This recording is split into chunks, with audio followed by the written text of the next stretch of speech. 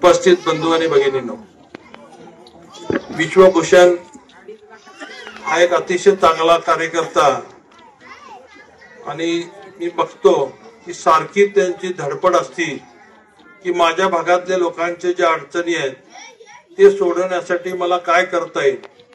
कधी कधी तर आमचं एवढं डोकं खातो की कधी कधी वाटतं अरे काय माणूस आहे का काय.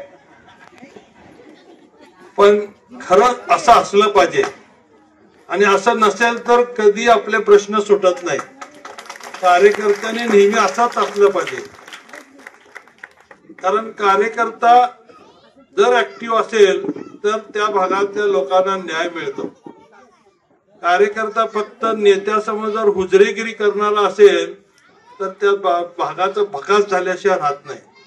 जे आता भाजपचे कार्यकर्ते आहेत, 20 वर्ष काही काम नाही केलं तरी बी त्याची हुजरेगिरी करतात अजूनही आणि आपल्या लोकांना फसवण्याचं काम करतात. पण कार्यकर्ता हा असा असला पाहिजे की नेत्याला भांडून माझे हे प्रश्न सुटलेच पाहिजे ही भूमिका जो ज्यावेळेस घेतो त्यावेळेस नेत्याला सुद्धा झुकावं लागतं आणि त्यामुळे त्यांना त्यांचे प्रश्न सोडवण्यामध्ये इच्छा असो किंवा नसो पण त्याच्यात लक्ष घालावंच लागतं. आणि म्हणून एक अतिशय चांगला धडपड करणारा, परिस्थिती नसताना सुद्धा काही ना काही करण्याची उमेद त्यांच्यामध्ये आहे.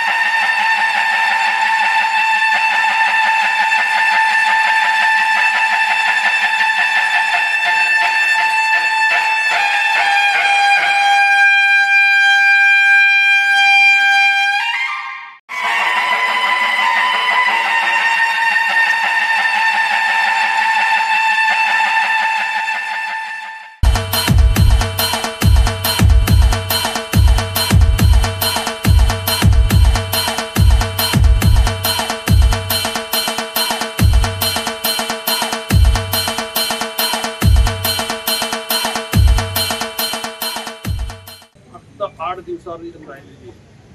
आज बुधवार आहे आणि पुढच्या बुधवारीच आपलं मतदान आहे. प्रचाराला 5-6 दिवस राहिले आणि त्यामुळं सगळ्या भागात पोहोचणं शक्य नाही. कारण आपलं या लोकसभा विधानसभा मतदारसंघामध्ये जवळजवळ 5 लाख लोकसंख्या आहे. 3.25 लाख मतदान आहे आणि 5 लाखापर्यंत आम्ही पोहोचू शकतो का, शक्य आहे का? तर आम्ही सगळीकडे पोहोचणं शक्य नाही. तरी पण जिथं जाता येईल तिथं जाण्याचा प्रयत्न करतो आणि त्यांना सगळ्यांना विनंती करतो, आपल्यालाही विनंती करतो की आमच्या वतीने तुम्ही लोकांना समजावून सांगा की उमेदवार जरी आला नसला तरी आम्ही त्यांच्या वतीने तुम्हाला सांगतो की आम्हाला मत द्या. आपलं चिन्ह आपल्या सगळ्याला माहिती आहे. काय चिन्ह? तुतारी वाजवणारा माणूस. आणि आपलं चिन्ह मशीनवर 1 नंबर. त्यामुळं खाली बघायची गरजच नाही. वरचं पहिलं जे चिन्ह आहे फक्त तुतारी वाजवणारा माणूस आहे का नाही बघा. तर 2 मशीन आहेत. ही मशीन का ती मशीन परत गोंधळात जाऊ नका. पहिल्या मशीनवर तुतारी वाजवणारा माणूस जिथं असेल ते बटन दाबा ही विनंती करतो. कारण आपलं चिन्ह नवीन असल्यामुळं लोकांना समजणं थोडंसं अवघड आहे. त्यामुळं तुम्ही घराघरात ज्यांना समजलंय त्यांनी बाकीच्या लोकांनाही समजून सांगणं गरजेचं आहे. कारण चिन्ह पवार साहेबांना आपल्याला माहिती आहे की 1.5 वर्षापूर्वी त्यांचा पुतण्या त्यांना सोडून गेला आणि पक्षाचे 2 पक्ष झाले, घर फुटलं. हे सगळं कुणी केलं? सारख्या जातीवादी पक्षाने केलं आणि त्यांनी असं अनेक लोकांच्या घरात केलं. इव्हन आमच्या घरात सुद्धा केलं. तुम्हाला माहिती आहे तुमचे सध्याचे नगरसेवक होते ते तिकडे गेले जातात. त्यामुळं यादी काही बोलत नाही. फक्त हा पार्टीच अशी आहे घराघरामध्ये भांडणं लावणार. आतापर्यंत देशमुख साहेब इथं कधी आले नाही मत मागायला किंवा काम करायला तर कधीच आले नाही. पण मात्र घर फोडायला मात्र त्यांनी बसून घरात सगळ्यांची चांगली घरं फोडलेली आहेत. तर अशा माणसाला निवडून देण्यापेक्षा याला 20 वर्ष संधी दिली आहे. त्यांनी काय काम केलं का? आज तुमचा मुलगा शिकतोय सोलापूरमध्ये, त्याला नोकरीसाठी बाहेर जावं लागतं असते का नाही? तुमच्या ह्याच्यात लोक गेले घर सोडून आई वडिलाला गेलेत ना. आता शहरात अशा अनेक ठिकाणी जर विचारलं तर सगळीकडे 10 घरामध्ये एकतर माणूस गेलेला आहे. अशी ॲव्हरेज आहे त्याला. एवढी मुलं आज सोलापुरात आई वडिलांना सोडून बाहेर जायला लागलं कुणामुळं? या BJP पक्षामुळं, या विजय कुमार देशमुखमुळं. आणि ह्या माणसाला 20 वर्ष संधी, 20 वर्ष म्हणजे एक पिढी झाली आहे का नाही? 2 तप झाले. 2 तप गेल्यानंतर सुद्धा जर आपल्याकडे त्याला लक्ष द्यायला वेळ नसेल तर आपण डोक्यावर जसं घेतो त्याच्या पायाखाली पण तुरवायला आपण कमी नाही आहे हे दाखवण्याची खरी संधी आणि वेळ आहे. म्हणून आपण घेतलं त्यांना डोक्यावर. कधी जातीपातीच्या नावावर त्यांनी हे केलं. निवडणूक आहे, कधी जातीपातीच्यावर असायला पाहिजे का? आपण कुठली जात ठरवण्यासाठी मतदानाला जातो का?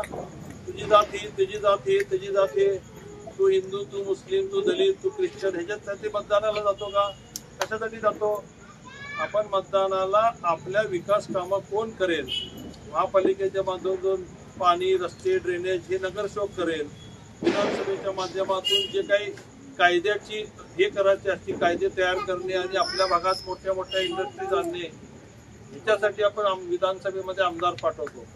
आणि लोकसभेचं काम देशभरातलं जे मोठे प्रोजेक्ट्स असतात सेंट्रल, ते सेंट्रलचे प्रोजेक्ट्स आपल्या मतदारसंघामध्ये आणण्यासाठी आपण खासदाराला पाठवतो. पण दुर्दैवाने आपण 7 खासदार पाठवले भाजपचे. बघा सलग त्याच्यामध्ये डॉक्टर जय सिद्धेश्वर स्वामी आहेत, होते ना गेल्या खासदार. त्याच्या आधी कोण होतं? शरद बनसोडे. त्याच्या आधी एकनाथ शिंदे साहेब होते. त्याच्या आधी कोण होतं? सुभाष देशमुख. त्याच्या आधी प्रतापसिंग मोहिते पाटील. त्याच्या आधी वल्ल्याळ. सगळे भाजपचे झाले, फक्त एकनाथ शिंदे साहेब मध्ये. आणि तरी हे लोक म्हणतात की काँग्रेसवाल्यांनी काय काम केलं. 7-7 वेळा त्यांचा खासदार गेला. त्या खासदारांनी कुठलाही प्रोजेक्ट आणलं नाही, कुठलंही एखादं मोठं युनिट आणलं नाही आणि कुणालाही रोजगार दिला नाही. उलट काँग्रेसची सत्ता असताना सूत मिल, साखर कारखाने, बँका, छोटे मोठे सोसायट्या हे काढून त्यांनी लोकांना रोजगार द्यायचा प्रयत्न तर करत होते. त्यांनी तर नवीन इंडस्ट्री तर आणलीच नाही, पण आहे ते सुद्धा छोटे मोठे जे काँग्रेस करत होतं ते सुद्धा बंद पडण्याचं काम यांनी केलं. अशा लोकांना निवडून द्यायचं का? ज्यांनी 20 वर्ष केलं नाही तर पुढं काय करणार आहे? आता तर थकलाय, आता 75 गाठली आहे, त्यामुळे आता जवानी जोश मध्ये असताना केला नाही, आता काय करणार? आता सत्ता पण येणार, सत्ता पण त्यांची येणार नाही आणि मग उद्या फक्त रडणार येऊन आपल्याकडं, मी विरोधात आहे, माझं कोण ऐकत नाही. कारण आता पालकमंत्री असताना त्याचा कलेक्टर ऐकत नव्हता, हा कलेक्टर ऑफिस मध्ये जात नव्हता घाबरून. म्हणजे असा माणूस आपण निवडून देतो की ज्याला काहीच समजत पण नाही. काल सुद्धा मोदी साहेब आले होते, तिथं भाषण करत असताना लिहिलेलं वाचता येत नव्हतं आपल्या आमदाराला. व्हिडिओ आले असतील तर बघा, त्याच्यात त्यांना लिहून दिलेलं भाषण सुद्धा वाचता येत नव्हतं. हे आपला आजला माणूस आपण निवडून देतो. आता अशा माणसाला देणार का ज्यांनी काम केले अशा माणसाला देणार? बीडी घरकुल, माझी 22 कोटीची ओळख बीडी घरकुलचा काम विकास केला बघा नाही. 20,000 घराला म्हाडाने 20,000 रुपयाला त्यांना घर दिलं होतं. आज त्या घराची किंमत 20 लाख रुपये. एवढी किंमत कुठंतरी वाढली आहे का देशभरात? मला वाटतं एकमेव उदाहरण असेल, 20,000चं घर 25 वर्षामध्ये 20 लाख रुपये झाले. मला एखाद्या पत्रकाराने जर सांगितलं तुमचं नाव ग्रीनिज बुक ऑफ रेकॉर्ड मध्ये लिहिलं पाहिजे, एवढं मोठी किंमत वाढलेली आहे.